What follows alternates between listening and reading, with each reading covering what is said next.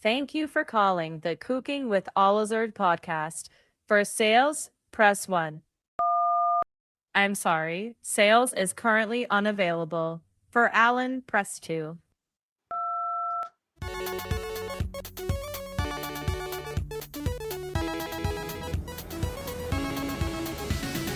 Hey everyone, welcome back to Cooking with Allizard.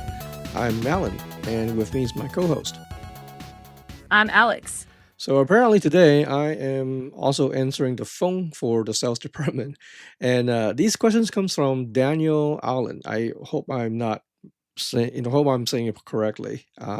It's spelled Ahlen. It sounds like Allen, but anyway, let's continue. So he sent us some really interesting questions about KRYTAC distribution, Evike, European retailers, and some of these some of these decisions were made. So before I into them, I need to put on my safety helmet. I was a product manager and I was not the sales manager.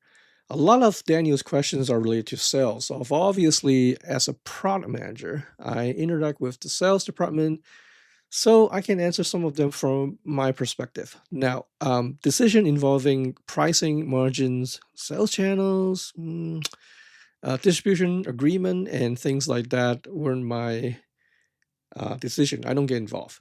So I'll tell you what I do know, especially when it relates to my work.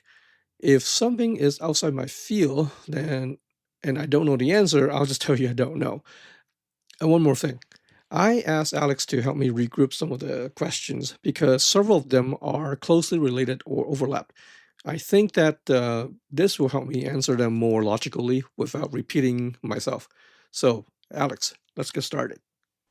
Daniel's first question: why did KRYTAC stop distributing directly in the US and move to Evike as the exclusive distributor? And did that negatively affect smaller retailers or their margins? It's really economics and logistic reason. We had a warehouse operating in Brea, California. Well, we have to maintain the inventory, warehousing space, and infrastructure around that costs money. We talk about overhead. So our products is already being manufactured in Taiwan, and Evite is relatively close to our Brea office. It's only about like 40 minutes driving time.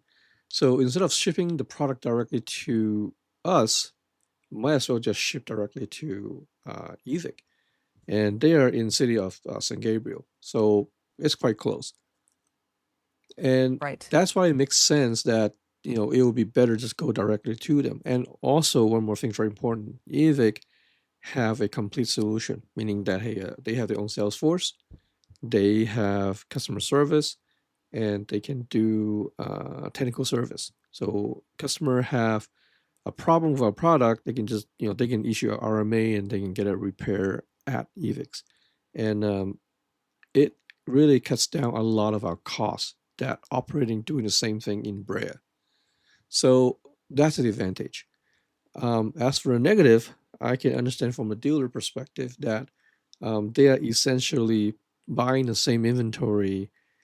Um, they are selling to the same customer. So I can understand that they will create some kind of mistrust.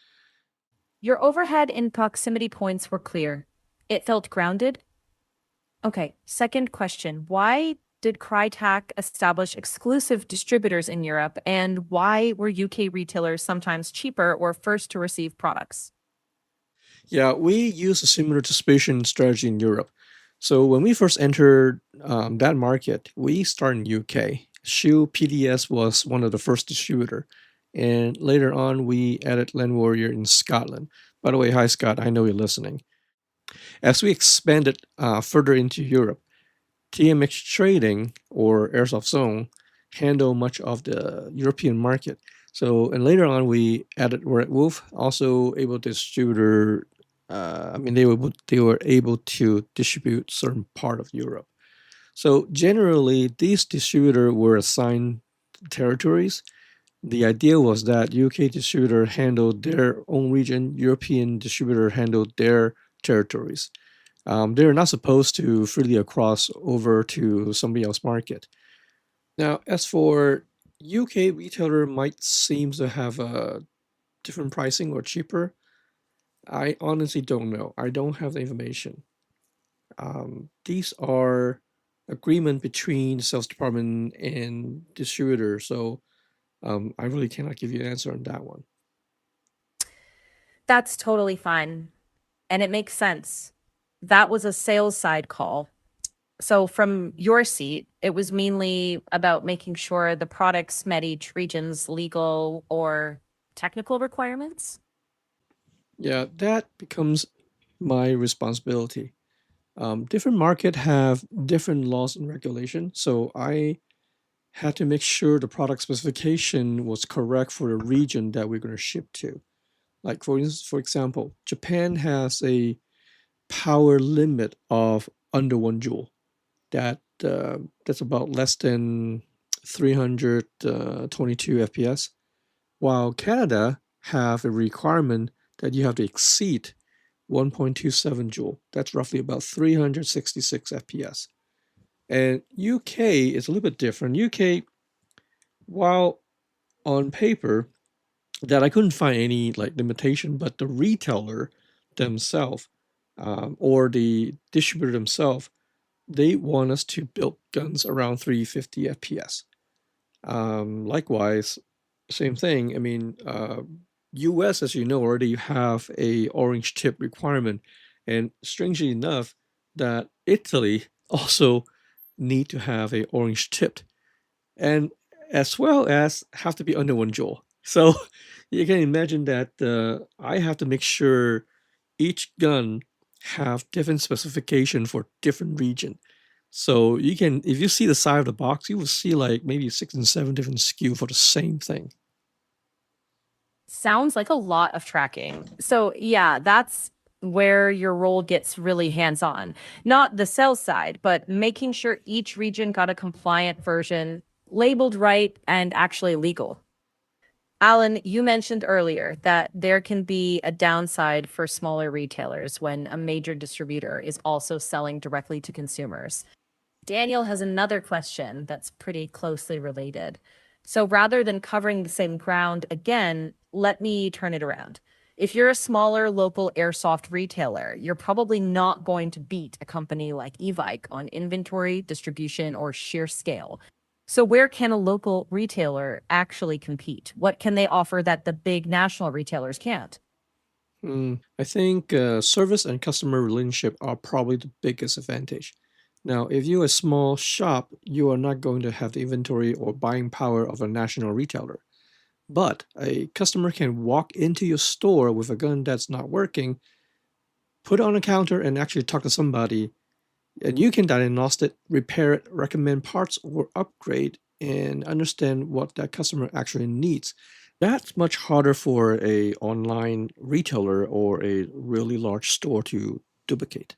Now, I understand that Ethic also have a customer service department, but they're much larger. That means that you have a lot more customers they have to serve. And if you do it over the phone, well, then again, Mm-hmm. like I mentioned earlier, previous episode about like talk to a customer, you know how frustrated it is talking on the phone. So Right. having in-store service is one of the big advantage. Yeah, that makes sense. So the hands-on repair, the face-to-face troubleshooting, that kind of relationship is the edge a local shop can actually lean on. That also connects to something Daniel noticed through Airsoft DB. He said a lot of smaller US retailers historically leaned more on walk-in stores than having a big online presence. He also heard rumors that some distributors restrict online sales or price display. Have you ever actually seen agreements like that? On the restriction part, honestly, I don't know. I've never personally seen one of those agreements. Again, this is just a rumor. Hmm. I have no idea. And if there's one, I will probably not too happy about it. So I'm not Yeah, going I to can. confirm something that I haven't seen.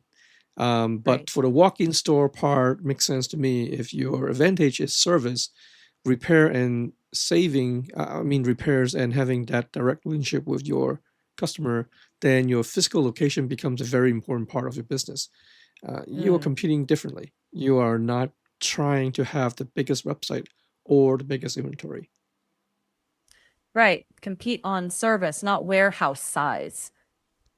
But then could a local shop take that further than just a storefront? Say building community or specialized products? Absolutely. And you bring up a really good point. If you are connected with a local fields and players, you can organize games and event. Now, you are not just selling a product to the community, you are helping to build the community. And if you have the resource and technical capability, you can even get into small volume manufacturing. You can make special parts, accessories, custom built, or niche products that don't make economic sense for a large manufacturer to produce. By the way, Sure. I going to give a shout out to RPS Airsoft in Rancho Cucamonga. Danny and Eric's are excellent people. I love them, and Mm, they service my gun, and they are the prime example of what I'm talking about. And mm. they build community, they go to games, they service people's gun, and they interact with the local communities. So yeah, that's what I'm talking about. Yeah, so I wouldn't try to become a miniature Evike. So figure out what you can do that the big guys can't. Being local isn't necessarily your disadvantage. If you use it properly, being local can actually be your advantage. So don't try to out Evike. Give people a reason to come through your door. Exactly. Okay, Daniel has kept you trapped in the sales department long enough. I want to finally give you a product question. Back around SHOT Show in Iowa 2014, Daniel remembers talk of a 22LR series associated with the Vector. What happened to it? And he also remembers other products being announced over the years that never actually made it to market. What happened with those? Uh, Okay, the Chris Vector 22LR actually already exist, and they are being sold in US right now. Now, I do not know the availability in Europe, but if you go to the Chris USA website, it's there. So when is it out? I don't remember, but it is out. As for other product that's not been announced, I think, yeah, I think people are referring to the Origin 12. Yeah, I'm, I think eventually I'm going to cover that, but not right now. Fair enough. Well, R&D limbo is a familiar story. Resources shift, technical hurdles pop up, sometimes tri-feed consistency or FPS splitting just doesn't Well, land. you're telling me, Even if, you're telling the audience way too much what I told you behind the scene already. oh, yeah, thanks for catching that. I'll That's keep okay. it tighter. I'll keep it tighter for the audience. Thanks. Point is, some announced products never make it. And that's often all there is to it. All right. Daniel has one last question. And this one isn't really sales or product management. He saw you with Amarok Sports at MOA 2025, and he knows you've since left. So, with MOA 2026 coming up, which booth are we going to find you at? Honestly, I don't know yet. Mm-hmm. Technically, I stepped away from working conventionally in the airsoft industry, Mm-hmm. but there might be a slight chance I might show it up. Timing wise, it's Ah. actually better than last year. Last year is actually right on Thanksgiving. I still went anyway, but I kind of feel bad because I couldn't spend time with my family. And this Mm-hmm. time in November, I'm actually going to be back in Japan again, uh, Mm. and kind of go back home for Thanksgiving. And I'm working on a personal project, and if that is actually making good progress, then yeah, pretty good chance I might show it up. So maybe, but not locked in. So which booth? Nice try. All right, Alex, is that all the questions you got? Yep, that's pretty much it. We made it through all of Daniel's questions. Daniel, thank you for sending all those questions. I really appreciate it. And I hope these give you guys a little more perspective on how some of these decisions were made, at least from the side that I was involved with. And like I said in the beginning, where I don't know the answer, I'm not going to pretend that I know. And for everybody listening, your feedback is probably the most important part of this show. It really does help drive what we talk about next. So if you like the podcast, please like it, comment, and share it. And if there's something you like, something you don't like, or something you want us to talk about, let us know. Again, please join the Cooking with Allizard Facebook group. That's where we can actually have some interaction and continue some of these conversation. So Alex, anything else before we get off here? No, I think that's a wrap. And Daniel, thanks for giving us plenty to talk about. Okay, that's it for the show. I'm Alan. And I'm Alex. Thanks for listening. And we'll see you next time.